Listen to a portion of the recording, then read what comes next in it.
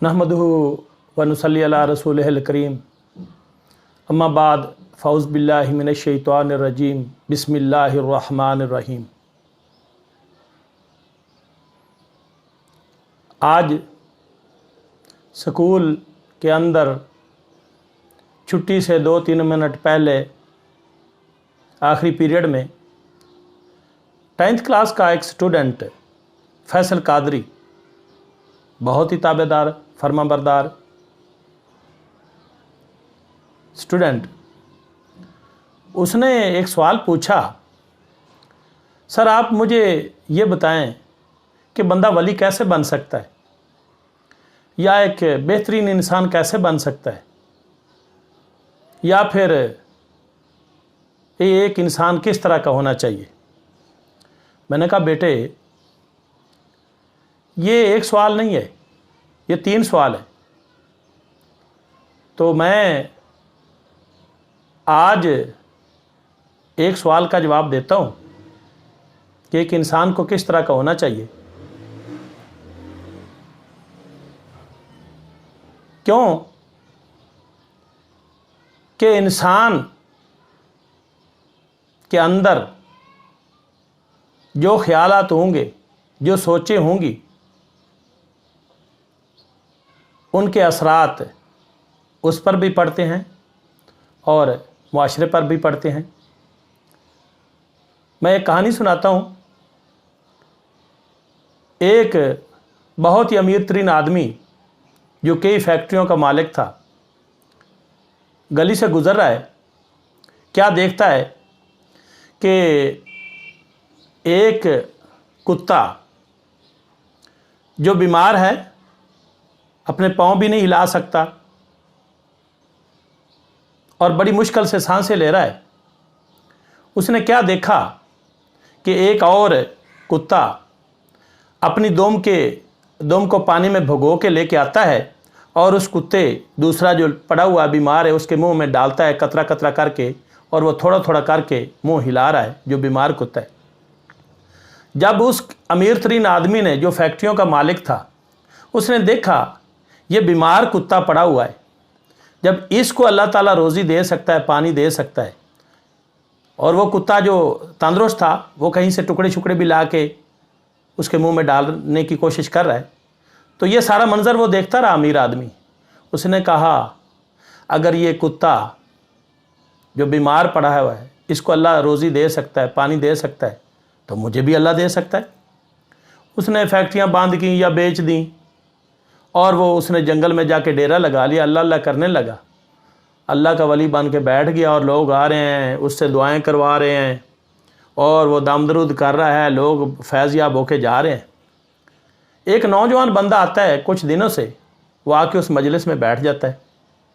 उस नौजवान आदमी ने कई दिन तक कोई सवाल नहीं किया। एक दिन वो बूढ़ा बाबा जो वली बन के बैठा था, सेठ था, वो नौजवान उसे जानता था।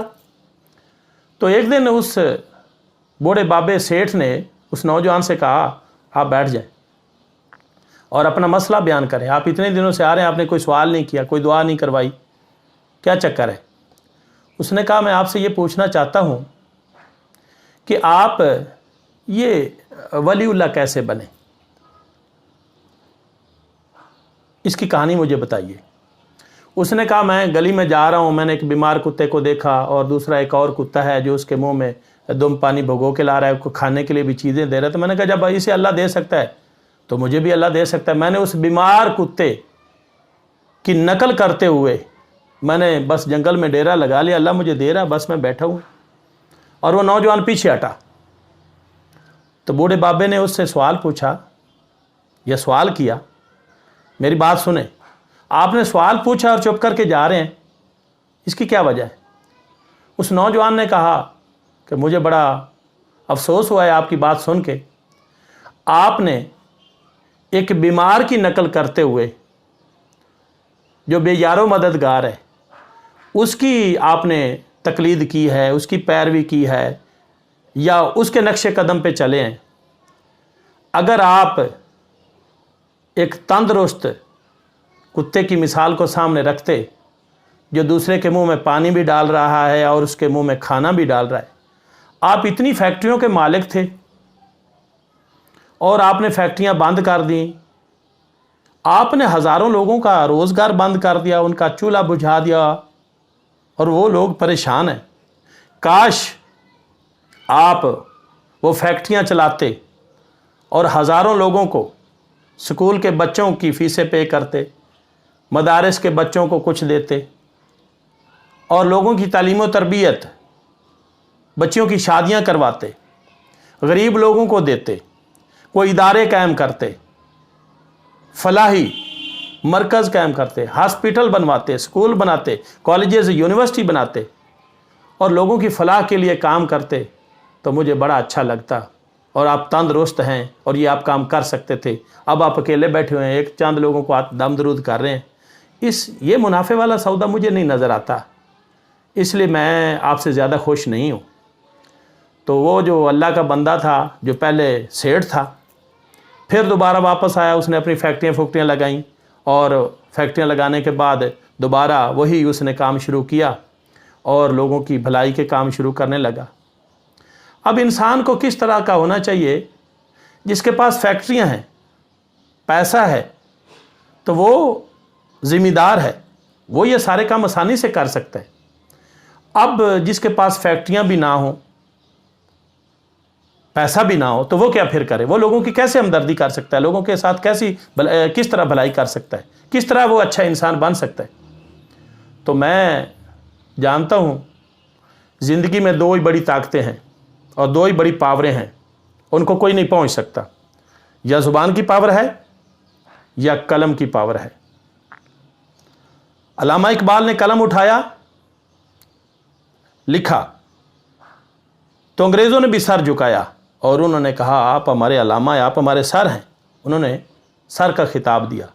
और ना सिर्फ अल्लामा इकबाल रहमतुल्लाह अलैह ने खुद अल्लामा का खिताब वसूल किया, बल्कि अपने उस्ताद को भी शम्सुल उलमा का खिताब लेके दिया। दूसरी मिसाल, मैंने कहा कि ज़ुबान में बड़ी पावर है, दो ही चीज़ें ताकतवर हैं, या कलम की ताकत है या ज़ुबान की ताकत है। कायदे आज़म मोहम्मद अली जिन्ना रहमतुल्लाह अलैह दलाइल से कभी किसी को नहीं जीतने देते थे। कायदे आज़म मोहम्मद अली जिन्ना ने तकरीबन 100 साल के काबज़ अंग्रेज़ को